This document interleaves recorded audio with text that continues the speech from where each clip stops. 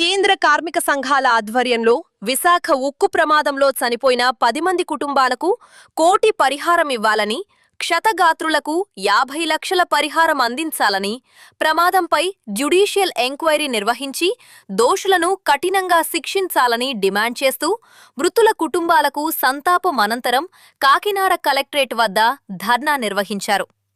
విశాఖ ఉక్కు ప్రమాదానికి కేంద్ర రాష్ట్ర ప్రభుత్వాల విధానాలే కారణమని విమర్శించారు. విధానాల రూపకల్పనలో ఏమాత్రం సంబంధం లేని 6 చిరుద్యోగులను సస్పెండ్, అసలు దోషులను రక్షిస్తున్నారన్నారు. రిటైర్డ్ జడ్జితో న్యాయ విచారణ జరిపి అసలు దోషులను శిక్షించాలని కోరారు. ప్రమాదం సందర్భంగా పరామర్శకొచ్చిన డిప్యూటీ సీఎం పవన్ కళ్యాణ్, విద్యాశాఖ మంత్రి నారా లోకేష్ వ్యవహార శైలి ప్రమాద మృతుల త్యాగాలను అవమానపరిచేలా ఉందన్నారు. గత 2 ఏళ్ల నుండి పరిశ్రమ యంత్రాలకు కనీస నిర్వహణ చేయపోవడం, నాణ్యత లేని ఫెర్రో అల్లాయిస్ ఉపయోగించడం, 5,000 మంది కార్మికులను తొలగించడం, భద్రతా లోపాలను ఎత్తిచూపిన కార్మిక సంఘాల వినతులు పట్టించుకోకపోవడం వల్లనే ప్రమాదంలో 7 పర్మినెంట్ కార్మికులు, 3 కాంట్రాక్ట్ కార్మికులు ప్రాణాలను కోల్పోయారని ఆవేదన వ్యక్తం చేశారు. మృతులకు 2 లక్షలు పరిహారం ప్రకటించి దేశభక్తియుత కార్మికుల త్యాగాలను కేంద్రంలోని మోడీ ప్రభుత్వం అవహేళన చేసిందని, ఇచ్చిన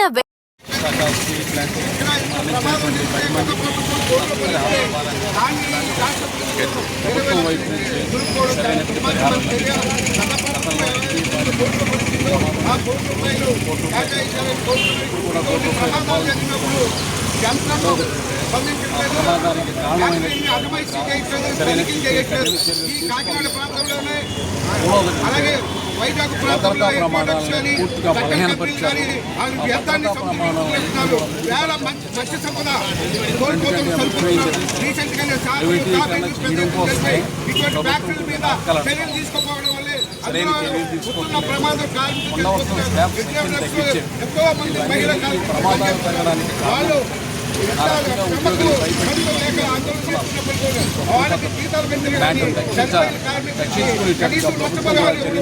ఈ రాష్ట్ర కేంద్ర ప్రభుత్వాలు ఇదే పద్ధతిలో విశాఖ స్టీల్ ప్లాంట్లో మృతి చెందిన కార్మికులకి ₹1 కోటి నష్టపరిహారం చెల్లించాలని కేంద్ర కార్మిక సంఘాల ఆధ్వర్యంలో ఇచ్చిన పిలుపులో భాగంగానే ఈ కాకినాడ జిల్లాలో ఏఐటీసీ, సిఐటియు, ఐఎఫ్టియు, ఇతర ట్రేడ్ యూనియన్ కార్మికుల ఆధ్వర్యంలో ఇవాళ నిరసన ధర్నా చేస్తూ ఉంటాం.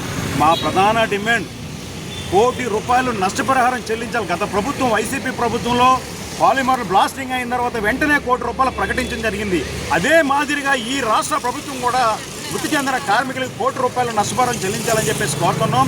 క్షతగాత్రులు ఎవరైతే ఉన్నారో వాళ్ళకి ₹50 లక్షల కల్పించాలి. అలాగే వారి కుటుంబీకులకు ఉద్యోగ అవకాశాలు కల్పించాలి. ఇవి టెంపరీ ఉద్యోగాలు కాదు, పర్మనెంట్ ఉద్యోగాలుగా నియమించాలని చెప్పేసి కోరుతూ విశాఖ స్టీల్ ప్లాంట్ని ప్రభుత్వంలోనే కొనసాగించాలి, ప్రైవేటు పరం చేయకూడదు.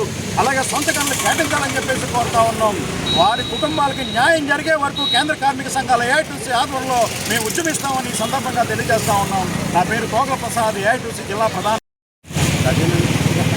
నా పేరు గుబ్బల ఆదినారాయణమూర్తి, భారత కార్మిక సంఘాల సమాఖ్య ఐఎఫ్టియు రాష్ట్ర కోశాధికారి గారి. ఈరోజు రాష్ట్ర వ్యాప్తంగా కేంద్ర కార్మిక సంఘాలు పిలుపులో భాగంగా అన్ని కలెక్టరేట్ల వద్ద విశాఖ స్టీల్ ప్లాంట్లో సజీవ దహనమైనటువంటి 10 మంది కార్మికులకు సంతాపం తెలియజేస్తూ ధర్నాలు నిర్వహించాలని పిలుపులో భాగంగా కాకినాడలో ఈ కార్యక్రమం జరుగుతుంది. అమ్మడం చేతనైనటువంటి కేంద్ర ప్రభుత్వం ప్రభుత్వ రంగ సంస్థలను అమ్ముతూనే ఉంది. కార్మికులను ఆదుకోవడంలో వాళ్ళకి చిత్తశుద్ధి లేదు. ఇంతమంది సజీవ దహనం అయితే ఒక్కొక్క కార్మికుడికి ₹2 లక్షల కేంద్ర ప్రభుత్వం ఇవ్వడం ఎంత సిగ్గుచేటైన విషయమో ఈ సందర్భంగా తెలియజేస్తున్నాను. ఎందుకంటే మోడీ విదేశాల ప్రయాణం చేసినప్పుడు ఆయన డ్రెస్ మార్చినప్పుడు ₹వేల కోట్ల ప్రజాధనాన్ని దుర్వినియోగం చేస్తూ ఉన్నాడు. కానీ కార్మికులను ఆదుకోవడంలో విప్లవం చెందారు. కూటమిలో ఉన్నటువంటి ఈ 3 ప్రభుత్వాలు కూడా ఈ రాష్ట్రంలో ప్రజా వ్యతిరేక విధానాలు, కార్మిక వ్యతిరేక విధానాలు అవలంబిస్తున్నాయి. ఒక పక్క పెట్రోల్, డీజిల్, గ్యాస్ ధరలు పెంచి మరలా ₹10 పెంచి ₹2 తగ్గించారు. ఇటువంటి దుర్మార్గమైన ప్రజా వ్యతిరేక పాలన రాష్ట్రంలో కొనసాగుతుంది. ప్రశ్నిస్తే అరెస్టులు చేస్తూ ఉన్నారు. ప్రతి ఒక్కరి మీద దేశద్రోహం కేసులు లేకపోతే రకరకాల కేసులు పెట్టి వేధిస్తున్నారు. ఇటీవలే మన కాకినాడలో జరిగినటువంటి ప్రశ్న రావణ్ దుర్మార్గమైన అక్రమ అరెస్టులను తీవ్రంగా ఖండించవలసిన అవసరం ఉందని ఈ సందర్భంగా తెలియజేస్తూ ఉన్నారు. విశాఖ స్టీల్ ప్లాంట్ దుర్ఘటనలో మరణించిన కుటుంబాలకి ₹1 కోటి నష్టపరిహారం చెల్లించాలి. ఈ ఘటన మీద జ్యుడిషియల్ ఎంక్వైరీ వేయాలి. భద్రతా ప్రమాణాలు పాటించకపోవడం వల్లనే ఈ దుర్ఘటన జరిగింది. 8 మంది కార్మికులు అక్కడికక్కడే మాడి మసైపోయారు. 2 హాస్పిటల్లో ట్రీట్మెంట్ చేస్తూ చనిపోయారు. ఈ 10 మంది కుటుంబాలకి కూడా కేంద్ర కార్మిక సంఘాల తరఫున ప్రగాఢ సానుభూతిని తెలియజేస్తుంది. కేంద్ర ప్రభుత్వం కానీ రాష్ట్రంలో ఉన్న కూటమి ప్రభుత్వం కానీ వాళ్ళ వైఖరి ఈ విషయంలో చాలా దుర్మార్గంగా ఉంది. వాళ్ళ ఎల్జీ పాలిమర్స్ ఒక ప్రైవేట్ కంపెనీలో కార్మికులు చనిపోతే, ప్రజలు చనిపోతే ₹1 కోటి పరిహారం ఇచ్చారు. పల్నాడు జిల్లాలో ఫ్యాక్షన్ తగాదాల్లో ఊళ్ళు కొట్టుకుని చస్తే ₹50 లక్షల ప్రజల ధనాన్ని చెల్లిస్తూ జీవనం జారీ చేసింది. కానీ ఉత్పత్తిలో కీలక పాత్ర వహిస్తున్న కార్మికులు చనిపోతే మాత్రం పరిహారం చెల్లించడానికి మనసు రావట్లేదు. ప్రధానమంత్రి ₹2 లక్షల ప్రకటించాడు చనిపోతే. అంటే కార్మికుల కుటుంబాలకి, అంటే సంపద సృష్టిస్తున్న కార్మికులకి ఇస్తున్న విలువ ఈ కేంద్రంలోని మోడీ ప్రభుత్వం ఇది. కాబట్టి దీన్ని దృష్టిలో పెట్టుకుని ఇది సరైనది కాదని చెప్పి కేంద్ర కార్మిక సంఘాలుగా భావిస్తూ ఉన్నాయి. ఇవాళ రాష్ట్ర వ్యాప్తంగా ధర్నా నిర్వహిస్తూ ఉన్నాం. సమస్య పరిష్కారం అయ్యేదాకా పోరాటాన్ని కొనసాగిస్తాం. మరణించిన కుటుంబాలకి ₹1 కోటి పరిహారం చెల్లించాలి. ప్రమాదాల బారిన పడిన ట్రీట్మెంట్ పొందుతున్న వాళ్ళకి ₹50 లక్షల పరిహారం చెల్లించాలి. అలాగే జ్యుడిషియల్ ఎంక్వైరీ జరపాలి. స్టీల్ ప్లాంట్ని ప్రభుత్వ రంగంలోనే కొనసాగించాలి. సొంత గనులు కేటాయించాలని చెప్పి డిమాండ్ చేస్తాం. ఏవి నాగేశ్వరరావు, సిఐటియు రాష్ట్ర ప్రధాన కార్యదర్శి.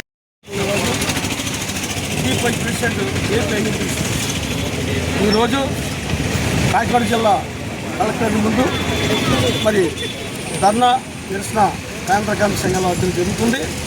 మరి గత 10 మంది మరి స్టీల్ ప్లాంట్లో, వైజాగ్ స్టీల్ ప్లాంట్లో అగ్ని ఆహుతులయ్యారు కార్మికులు. దీని మీద కూటమి ప్రభుత్వం ఇప్పటివరకు కూడా ఏది కూడా మరి ఎక్స్ప్రెషన్ అటువంటి కేటాయించలేదు, ప్రకటించలేదు. కాబట్టి మరి ఈరోజు కేంద్ర కార్మిక సంఘాల ఆధ్వర్యంలో మరి భారీ స్థాయిలో రాష్ట్రం అంతా కూడా కలెక్టరేట్ల వద్ద నిరసన ధర్నాలు జరుగుతున్నాయి.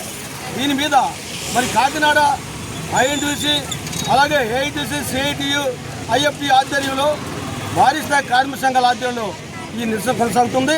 మరి తప్పకుండా ₹1 కోటి కేటాయించాలి. అలాగే మరి కుటుంబానికి ఉద్యోగం ఇవ్వాలి. అలాగే ప్రభుత్వ భూమి ఇవ్వాలి. ప్రభుత్వంలో ఏదైతే చనిపోయారో వాళ్ళందరూ కూడా కుటుంబ సభ్యులకి అక్కడ ఎవరైనా ఇళ్ల స్థలాలు వాటికి కేటాయించాలి. దీని మీద కూటమి ప్రభుత్వం చాలా వెనకబడి చేస్తుంది. మీకు తెలుసు, ఇదే కాకినాడలో కొన్ని ఫ్యాక్టరీల్లో మరి మరణిస్తే కార్మికులు ₹50 లక్షల మరి కేటాయించడం జరిగింది. ఇక్కడ కూడా గత ప్రభుత్వం జరిగాయి. కాబట్టి పాలిమర్ కంపెనీలో ₹1 కోటి ఇవ్వడం జరిగింది వైజాగ్లో. దాన్ని ధీటుగా మరి తప్పకుండా కార్మికులకి ₹1 కోటి మరి కేటాయించాలి.